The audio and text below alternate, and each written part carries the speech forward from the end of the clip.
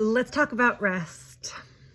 It's a big word. It's a really small word, but it's a big word because it's really hard for us to do, especially this time of year when it's rush, rush, rush. And I was just saying on the air today that I haven't gotten all my Christmas shopping done, and I gotta get that done in between things. And I was talking to my acupuncturist, and I was like, I just feel like I'm run. And I know that I have to sit back and I have to rest and I have to be calm, which is part of, just side note, going to acupuncture twice a week and having that time to just lay and meditate and breathe, and taking 10 minutes to meditate in the afternoon, and going to yoga and going to bed earlier so I can get a good night's sleep, because my body is in this just fight or flight, cortisol induced everything right now this time of year. And I got to get more into that parasympathetic and be able to just sit back. And if you don't get into rest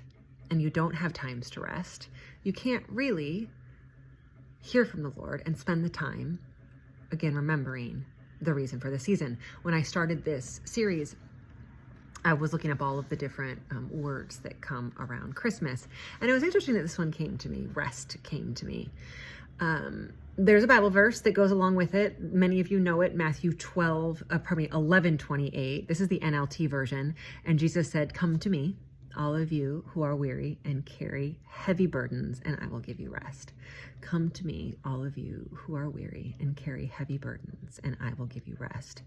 You don't even have to carry a heavy burden for him to give you rest. You don't even have to be weary yet for him to give you rest. And I encourage you to go to him and to take the time to rest so you don't get there. I will say that I've been really proud of myself since I got back from the missions trip in April. And I realized what it was to rest in him more and not be go, go, go, that I say no a lot more, that I schedule in rest days. Like I literally go into my calendar and schedule in rest days when I'm not going to have anything planned and I'm going to rest. That I take care of myself a lot more and not have that fear of missing out or the need to overproduce, but just to sit back and rest in the Lord, because I cannot hear him and I cannot be comforted by him if I'm not taking the time to rest. So what do you need to do to find rest? I encourage you to go into your calendar and put one rest day on. A sabbatical day is very important, and I do that too, but I think take it a step further than a sabbatical day and do another day, especially when those times are the times of the year like this when there's so much going on, and put in those rest days or put in those rest hours. Or do your 15-minute rule where you don't put your meetings butt up to each other. You do 15 minutes apart or whatever else it might be, but you need to find that rest. And then from there, for those of you who do rest, who are really good at it, who are good at going to bed early and waking up early and finding your time, how can you rest in the Lord a little bit more? Not just physically, mentally, emotionally rest, but rest in him. Give him your burdens, give him your worries and your cares, and visually imagine those, mentally imagine resting on him.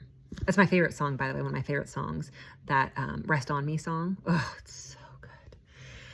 I think it's going to be one of my big words for 2024 is rest. So how can you rest on the Lord? How can he come rest on you? Write both of those down. How can you find more rest time?